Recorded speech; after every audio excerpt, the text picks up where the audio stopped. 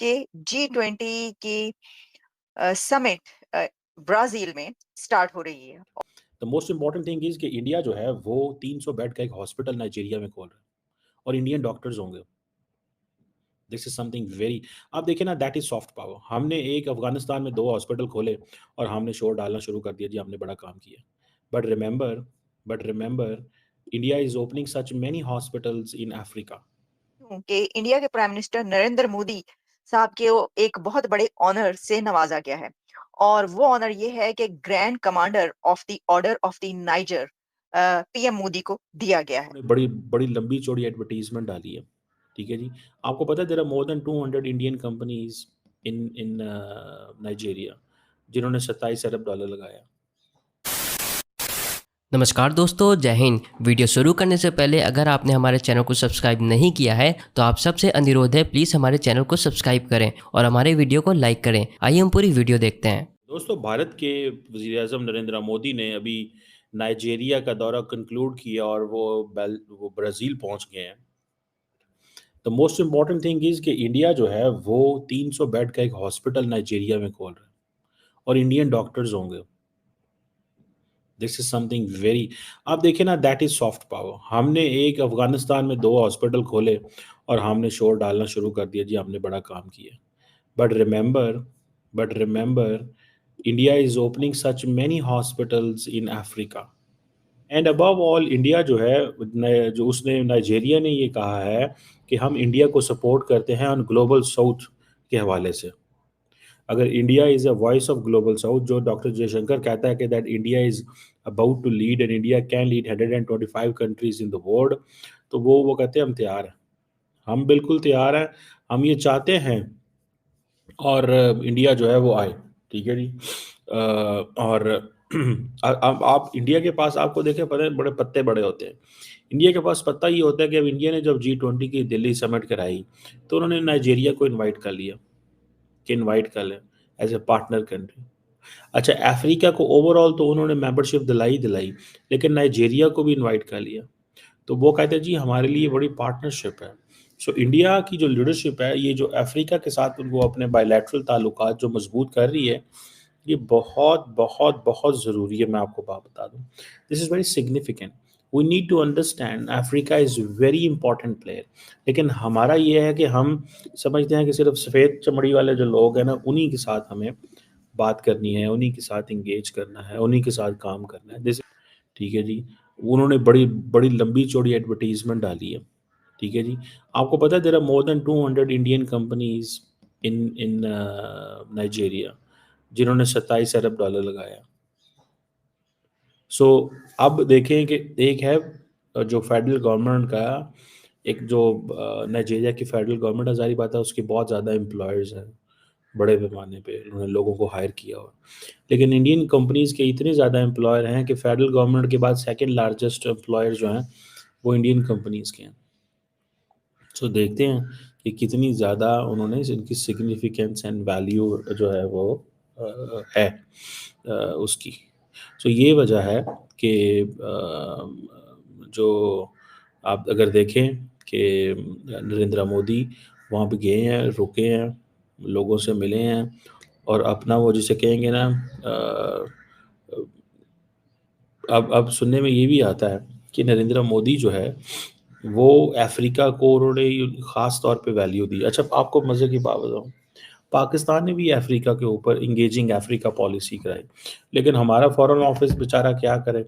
एक तो foreign office के हमारे जो बाबू हैं they don't like to go to African countries. वो हमने खोल लिए वहाँ पे क्या होती हैं जो एम्बेसीज खोली हैं कुछ 8 10 12 मुल्कों में। वो एक मुल्क के अंदर एक मुल्क के अगर अंदर हमारी एम्बेसी है तो वो 4 5 मुल्कों को कवर करती है। अच्छा वो जो हमने डिप्लोमेट को भेजने की कोशिश की उसको पता है जिसने भी जाना 3 साल के लिए तो जाना है, 4 साल के लिए तो जाना है या 2 साल मिनिमम जाना है। तो वो सारी फैमिलीज उनकी इस्लामाबाद में होती हैं बेचारों की या किसी और मुल्क में होती हैं, खुद वो अफ्रीका में होते हैं and that's how they are making it. ठीक है।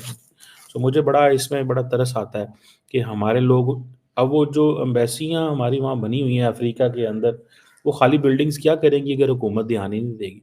हमारी हुकूमत जाती नहीं है अफ्रीकन कंट्रीज़ में। हम सिर्फ समझते हैं यहाँ हमने मुस्लिम कंट्रीज़ में जाना है, अफ्रीका के भी मुस्लिम कंट्रीज़ में जाना है जब वहाँ पे ओआईसी का इजलास वगैरह हो, अदरवाइज़ हम नहीं जाते। वो कहते छोड़ो यार, इसकी क्या प्रायोरिटी है। सो हमारे इससे फिर नुकसान ये होता है कि हमारे लोगों की हमने डायरेक्शन ही नहीं दी उनको। इंडियंस ने अपने लोगों को डायरेक्शन दिया कि अफ्रीका की, यही वजह है कि आज इंडिया सब सेकंड लार्जेस्ट एम्प्लॉयज़ जो हैं वो इंडियन कंपनीज़ के हैं। और उसमें दुनिया की 20 मेजर इकोनॉमीज क्योंकि उसका हिस्सा है और वो इसमें पार्टिसिपेट कर रही हैं और जो लीडर्स हैं वो पहुंचना शुरू हो चुके हैं इस कॉन्फ्रेंस को अटेंड करने के लिए। लेकिन इससे पहले कि हम ये जो G20 की समिट है, ये award the highest civil award, the highest award कहलाता है नाइजीरिया का। और इसमें आप ये देख सकते हैं कि ये तो है ब्राजील की, लेकिन मैं आपको ये हम इन तस्वीरों पर बाद में आते हैं। पहले ये देखिए, ये जो अवार्ड है जैसा कि मैंने आपको बताया कि grand commander of the order of the niger award, ये वैसे तो नाइजीरिया का सेकंड हाईएस्ट अवार्ड कहा जाता है, लेकिन दी हाईएस्ट अवार्ड है ये। और पीएम मोदी जब नाइजीरिया पहुंचे, क्योंकि वो सिर्फ एक जगह पर नहीं ये विजिट कर रहे एक कंट्री का, बल्कि 3 कंट्रीज जो हैं उनके इस विजिट में शामिल हैं। जैसे कि अभी तो वो हैं ब्राजील पहुंच चुके हैं। भारत के जो वजीर आजम हैं, प्रधानमंत्री नरेंद्र मोदी, वो पहुंच चुके हैं ब्राजील G20 समिट अटेंड करने के लिए।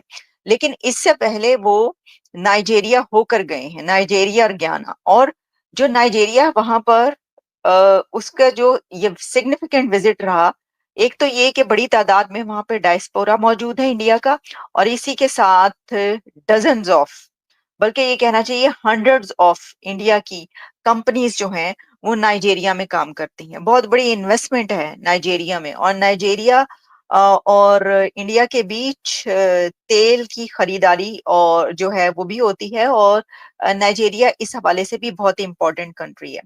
तो एक तो वहां पर उनका विजिट रहा, लेकिन इसी के साथ उनको ये अवार्ड दिया गया। लेकिन इसमें एक बहुत अहम बात ये है कि अच्छा, आपके कमेंट्स जो हैं वो आ रहे हैं हम तक, इसके ऊपर हम अभी बात जो है वो किए लेते हैं। इसमें ये है कि अ, जो ये अवार्ड है, एग्जैक्टली हम जो अवार्ड की बात कर रहे हैं, तो पीएम मोदी को ये वाला अवार्ड, वो पहले अगर ये कहा जाए कि prime minister Narendra Modi is the first leader in this world के जिनको ये अवार्ड दिया गया, तो वो गलत इसलिए नहीं होगा कि इससे पहले सिर्फ एक पर्सनालिटी को ये अवार्ड दिया गया है, और वो एक पॉलिटिकल लीडर, हम उनको नहीं कह सकते, क्वीन एलिजाबेथ को ये अवार्ड दिया गया 1969 में। और 1969 के बाद ये अवार्ड अगर किसी को नाइजीरिया की तरफ से दिया गया है तो वो भारत के वजीर आजम आपको वीडियो नरेंद्र कैसा मोदी। लगा और आप इसके बारे में क्या कहना चाहते हैं, आप नीचे कमेंट करके हमें बताएं। आज के लिए इतना ही। जय हिंद।